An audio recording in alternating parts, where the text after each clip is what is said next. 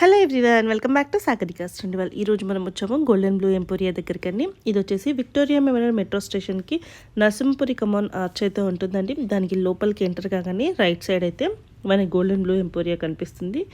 So ఎప్పుడు కూడా మనం కలెక్షన్ చేస్తూనే ఉంటాము, ఎప్పుడు బడ్జెట్ ఫ్రెండ్లీలోనే ఇస్తూనే ఉంటారు.